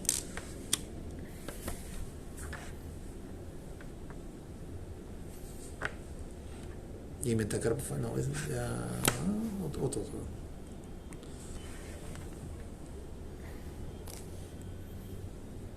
Ya, no tenemos una camilla, ¿no? No. Acá nomás. No me-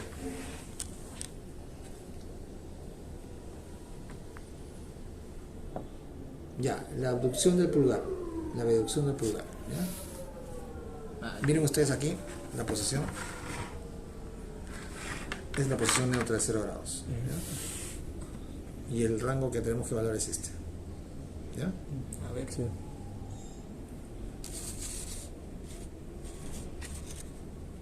A ver. 0 grados es aquí y hay que ver acá.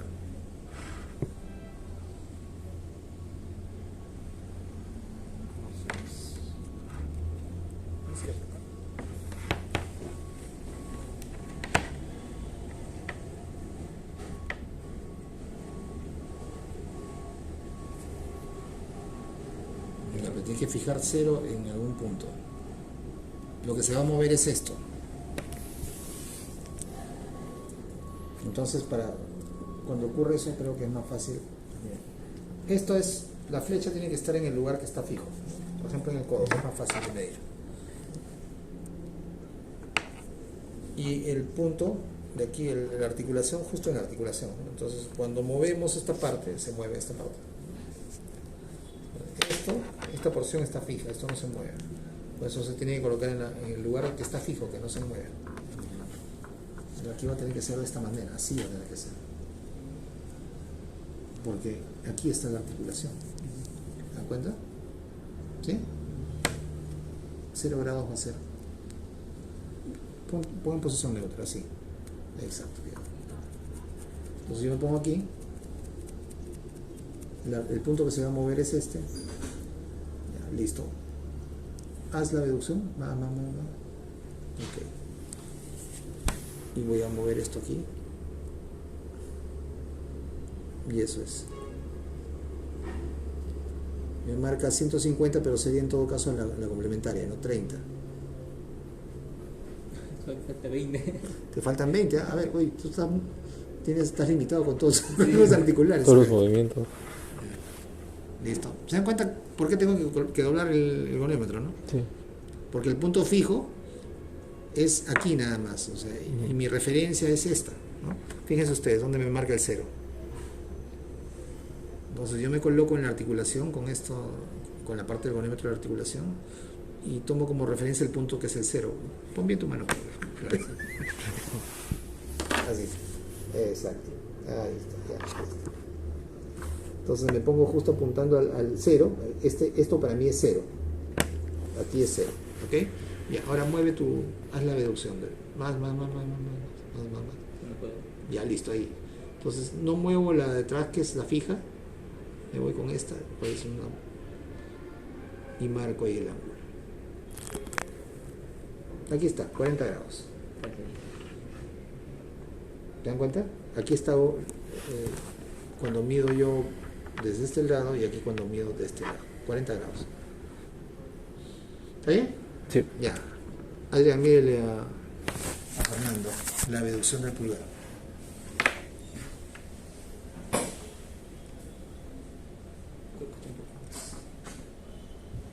Ahí está, por eso. El 0 tiene que estar apuntando por allá. Claro. En Un este poquito caso para yo arriba. tengo que doblar el goniómetro porque es la manera de tener el 0. El 0 es la línea de base. Desde ahí para adelante voy a medir el ángulo.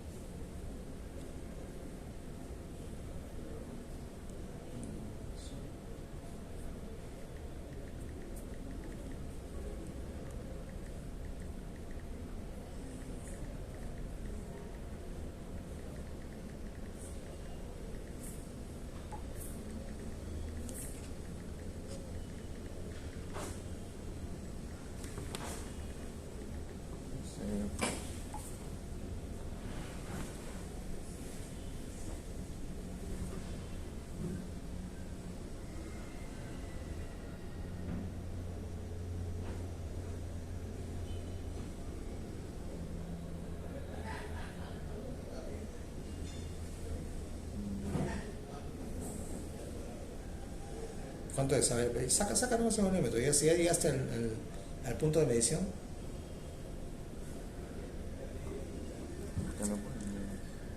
Ya, pero primero, ¿cómo es la posición neutra? La posición neutra. Tú tienes que decirle al paciente, ponga su dedo así, gire para acá, estire para acá. La posición neutra es así. Tienes que hacer que el paciente coloque así su mano. Ya, ahora colócate en el 0. Acuérdate que la articulación del gonómetro va justo encima de la articulación que se va a mover. Y luego tienes que utilizar una raya como referencia, cualquiera de estas rayas, ¿no? Y con esa raya nada más vas a medir. Yo sugiero que sea la raya del medio, porque justamente es la que se mueve, ¿no? Entonces alinea el 0 con la raya y con lo que se va a mover.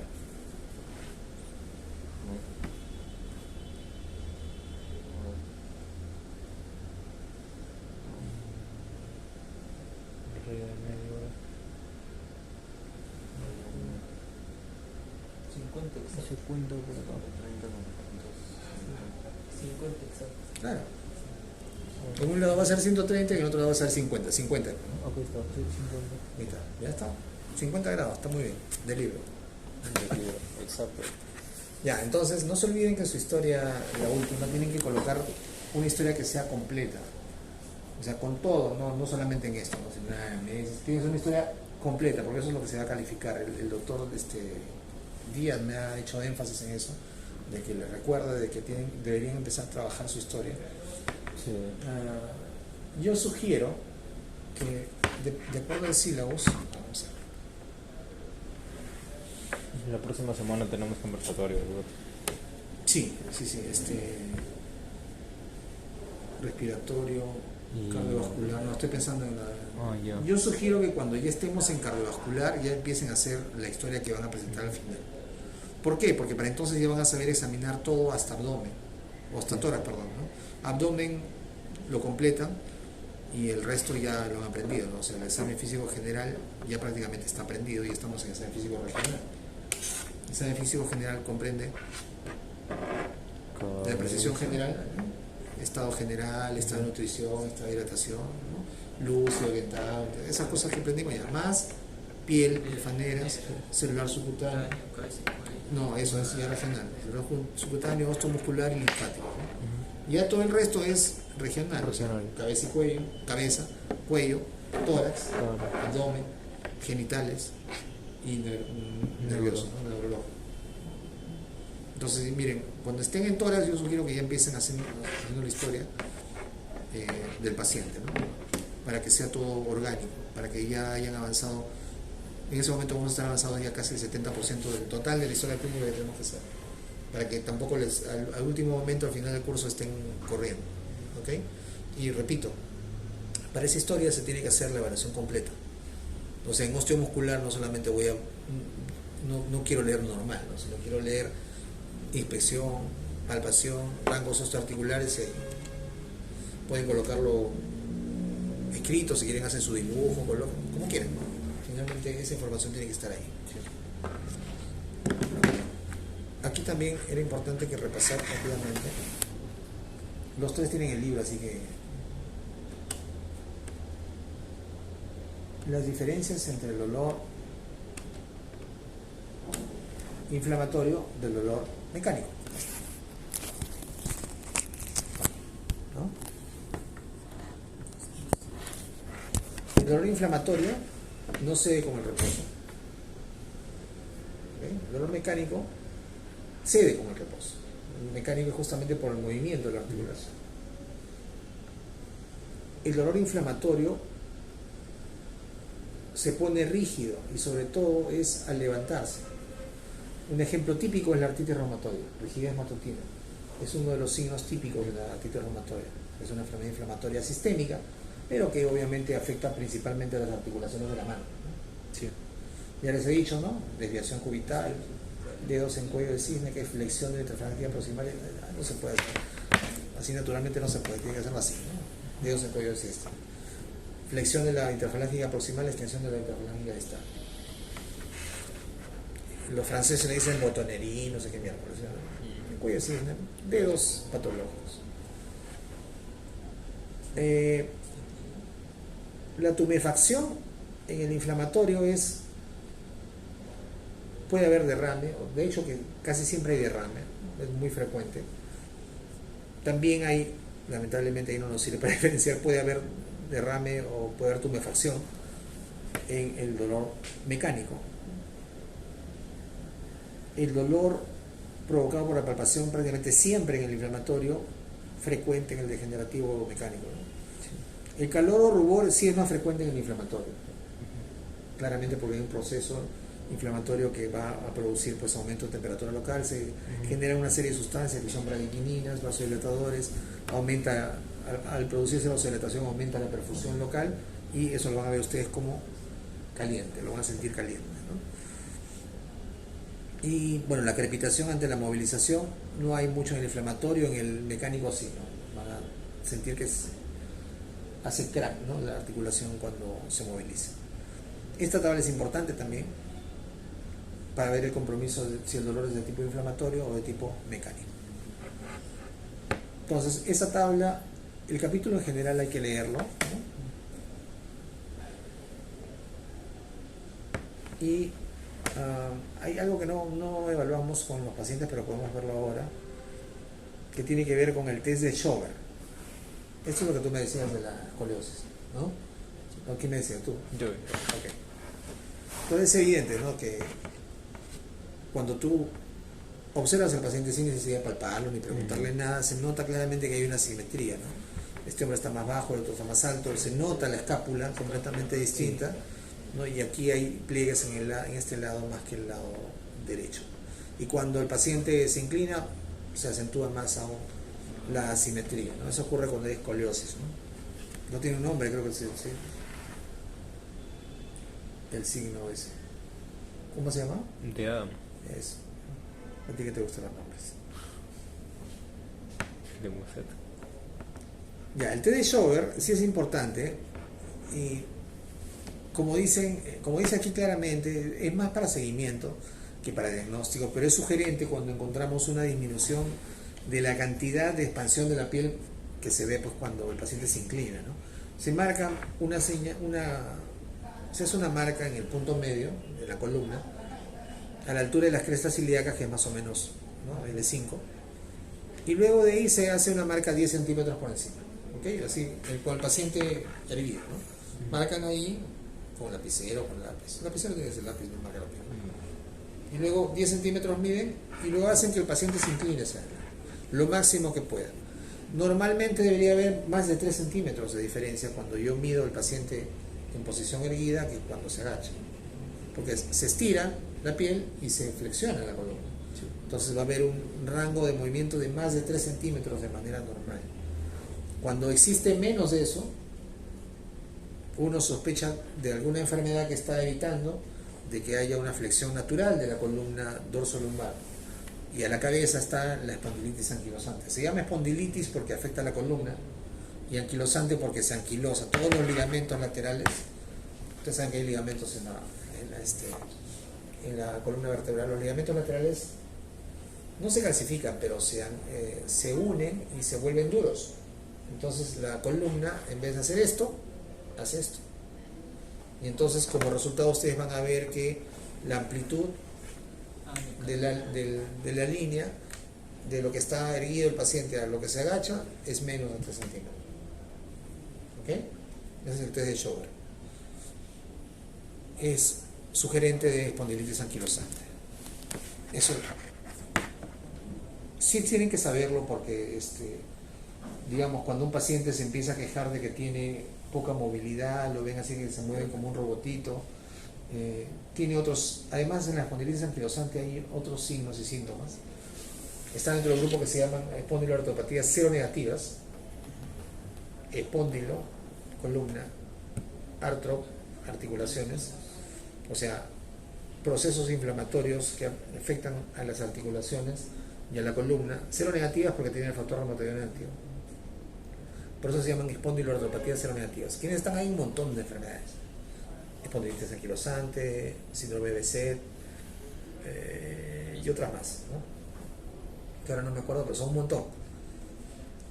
Entonces, todas esas enfermedades sistémicas que afectan la columna vertebral, las articulaciones y que tienen factor reumatoide negativo, se encuentran ahí dentro del rubro de espondilopatías seronegativas. Y dentro de ellas la espondilitis anquilosante, por lo que les he contado, produce pues una rigidez en la columna y entonces el signo o el T de Schober va a salir menos de 3 centímetros.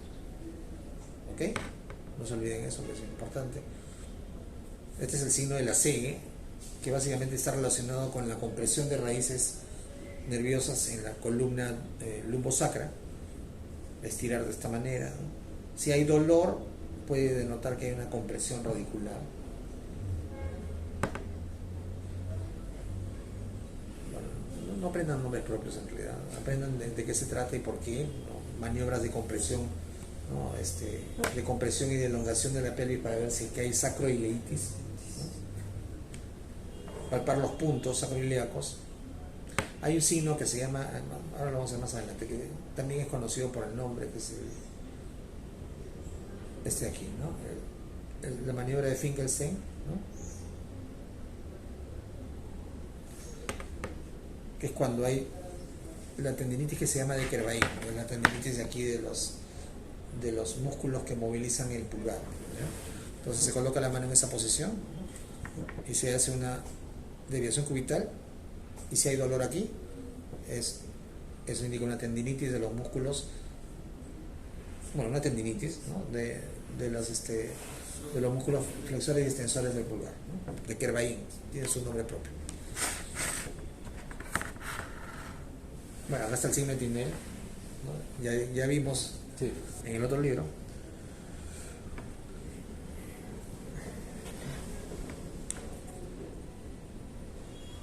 Ahí está. 3. Pie diabético.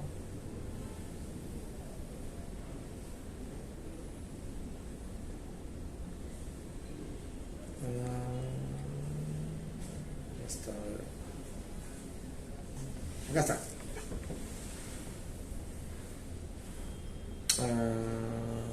Tinel 1.5, el R positivo, 0.8 de R negativo, nada, peor, ¿no? Fallen, que a ti te gusta, doble hábito, 1.4 y 0.7. El que sirve más, signo de Flick. Vamos a ver cuál es el signo de Flick. Ni yo lo conozco. Eduardo, pero un rato. 5.5, 0.3. Signo de Flick. Síndrome tumoral.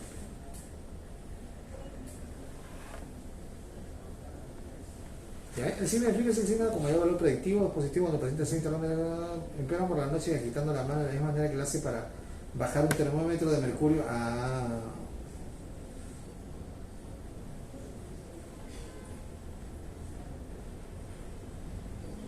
Vamos a buscar un video, ¿ya?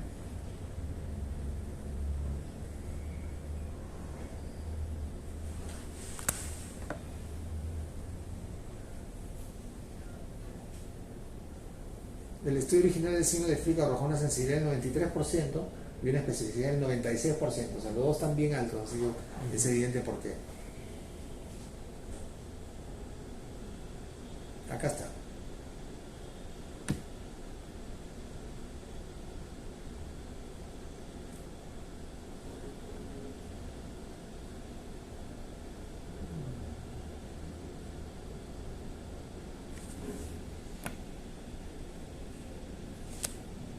In this video, we will discuss and demonstrate the Flick sign for carpal tunnel syndrome.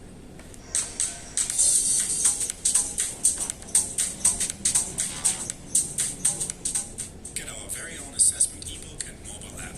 Links are in the video description. Hi, and welcome back to PhysioTunos. We have covered several tests for carpal tunnel syndrome as well as its differential diagnosis here on our channel. Most of the individual provocation tests only yield weak diagnostic accuracy. With the best available tools we have is a thorough La mayoría de signos clínicos tienen pobre valor diagnóstico, ¿no? Saben inglés, ¿no? Más o menos. patient history and clustered findings such as proposed by Weiner et al. In 2005. Weiner also included the Flick sign in their clinical prediction rule, so let's look at its individual validity in detail. A systematic review by Darcy et al. In 2000 references diagnostic accuracy findings of the original proponent of the Flick sign, which was Price Phillips in the year 1984. In the original study, the flick sign yielded a sensitivity of 93% and specificity of 96%. These findings have been critiqued by colleagues who were not able to reproduce them in similar study designs shortly after the original publication. Ya, acá dice que lo que les había dicho, ¿no? Sensibilidad 93 y 96% en el estudio original, que fue el año 84, pero sus colegas lo criticaron porque no podían reproducir la misma cantidad de exactitud diagnóstica. Es lo que dice después, ¿no? Sí. In 2004, Hansen and colleagues re-evaluated the flick sign in their diagnostic accuracy study and also found a sensitivity of 37 and specificity of 74%, thus echoing the overall weak clinical value of the flick sign. En 2004 han hecho una nueva revelación del signo y han encontrado 37 y 74. Hay que ver cuál es la referencia en la que tienen acá.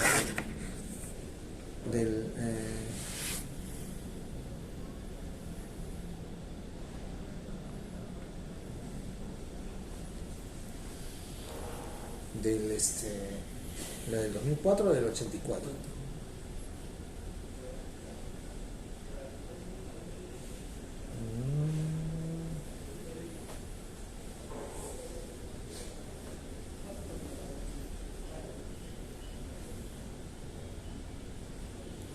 Acá está, a ver. No dice la referencia, pero fácilmente podemos. ¿Tiene un papel?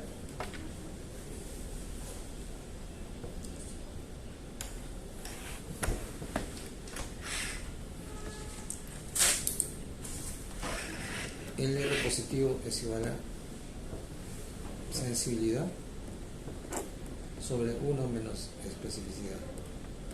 Y el R negativo es 1 menos sensibilidad entre especificidad. Ya. Vamos al revés. Vamos a estar seguros de eso porque eso depende del resultado.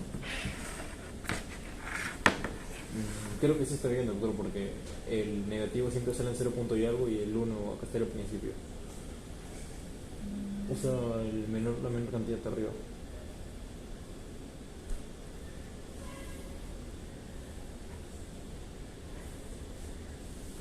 Pero por acá está la forma de digamos.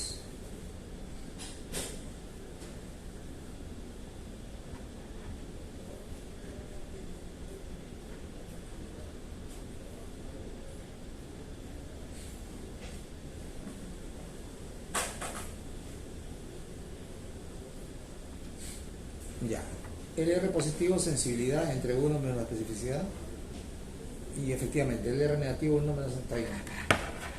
Yo estaba hablando de mí mismo. Ya, okay. Sensibilidad aquí es 0.37 y aquí 1 menos 0.74. Ya, calculen por favor, ayúdenme. 0.37 sobre 0.26. 26, ¿sí?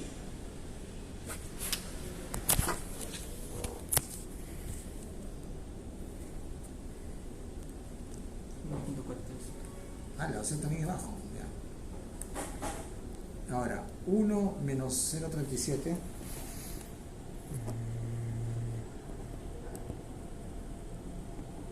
¿ya? Entre 0.74. 0.85.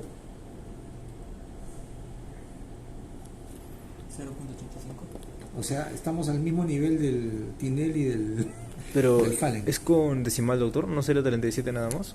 No, pues es con decimal, porque sensibilidad es 37%, es 0.37.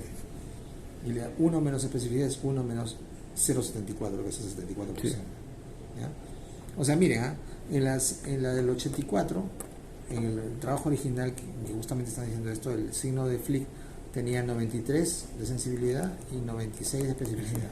Ya saben que la sensibilidad y especificidad no sirven solamente para calcular los LR, nada más. En el trabajo del 2004, ¿no? Sí. Estamos encontrando que el R positivo es 1.42 y el R negativo es 0.8, o sea, está al mismo nivel que el Tinel y el Fallen, así que no es tan útil. Tenemos que buscar otro signo. Ya bueno, vamos a ver cómo es el signo, ¿eh? In the diagnosis of carpal tunnel syndrome, the Flick sign is more of a patient history finding than it is a special test. Essentially, you want to know whether the patient flicks the affected hand in order to ease symptoms such as pain and paralysis.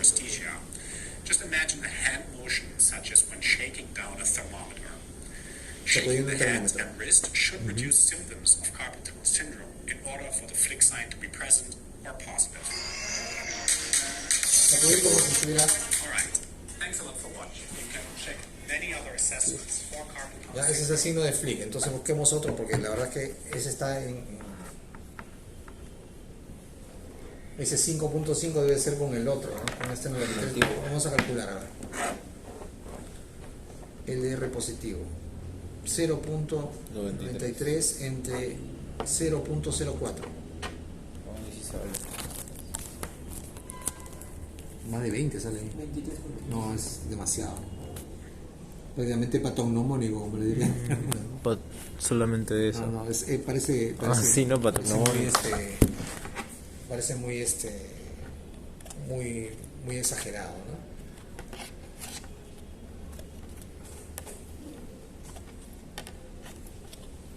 Entonces 6, 7 ese 5.5 no, debe haber salido de un promedio, ¿no? Sí, porque acá está entre 0.4 y 77.4 el de R positivo, o sea, con un rango, un intervalo de confianza bien amplio. Ya, el segundo de eso, la hipoalgesia.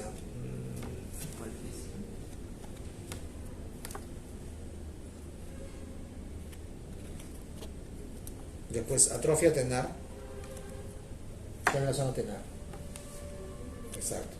Atrofia tenar tiene un LR positivo de 1.6.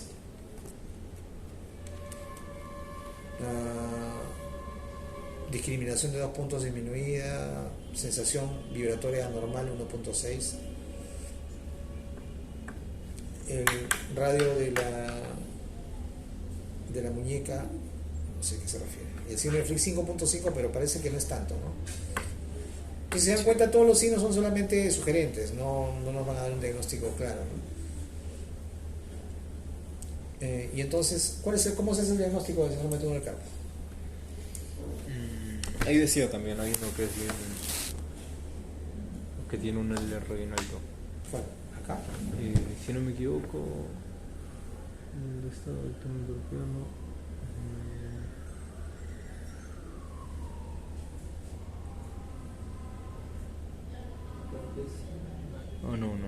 No, el más alto es este, pues el signo de Flick que acabamos de ver, que efectivamente en la primera revisión era pero altísimo, 20 y tantos, ¿no? Hasta 77 sale por acá, pero no parece ser compatible porque nadie más lo ha vuelto a replicar, ¿no? Parece ser que esto es lo más cercano, ¿no? Lo que encontraron en el estudio del 2004, 1.42 de LR positivo, que es más o menos lo mismo que tiene el Ifalen, y 0.8 de LR negativo, que es lo mismo más o menos. Entonces, si se dan cuenta, los signos por sí solos, al menos en esta patología, no nos sirven de mucho, nos sugieren, pero el diagnóstico de la neuropatía del mediano por atrapamiento, o sea, el síndrome de túnel del carpo, se hace por electrofisiología. Tiene que hacer una prueba electrofisiológica y demostrar que hay disminución de la velocidad de conducción y que hay cambios morfológicos neuropáticos en el nervio. O sea, hay patrones en electrofisiología que son neuropáticos y ese patrón se aplica a la neuropatía por atrapamiento, ¿no? O sea, es porque el ligamento de la muñeca atrapa el nervio, ¿no? Y produce degeneración, disminución de la conducción nerviosa y produce todos los síntomas que tiene la gente, ¿no? Que se queja de que se le adormece, se le caen las cosas y van a ver todos los signos que estamos viendo acá, y al final el diagnóstico, eso nos sugiere, pero el diagnóstico definitivo lo vamos a hacer con una prueba electrofisiológica, ¿no? Entonces, si se dan cuenta, en algunas enfermedades nos sirve mucho el examen, en otras nos orienta, nos puede incluso hasta confundir, ¿no? El examen y la anamnesis. Y para eso tenemos que nosotros conocer exactamente qué grupo de enfermedades de todas maneras vamos a requerir una prueba de confirmación. ¿Alguna pregunta respecto a lo que hemos hecho hoy día de osteomuscular? No. ¿Todo claro? Ya, entonces hoy día ¿han terminado de hacer el osteomuscular en sus pacientes? Ya. Entonces 15-20 minutos más para que vayan a hacer eso. Y cuando terminen me avisan para ayudarles a sacar sus cosas. Okay. Yo el consultorio está vacío, pero igual, para que entren conmigo para sacar sus cosas. ¿Ya? Entonces la historia clínica es más antecedentes, sistema linfático, historia botánica, enfermera, toxicoyo y otro. Sí, le falta, creo que le falta solamente osteomuscular a usted, ¿no? Sí, Ya. eso. 15-20 minutos creo que es suficiente, ¿no? Ujú. Ya, listo. Ya nos encontramos abajo. Ahora va a ser así todos los días porque es toda la zona. Sí. Vamos a ir acá. Así que va a estar así más seguro. Van a robar.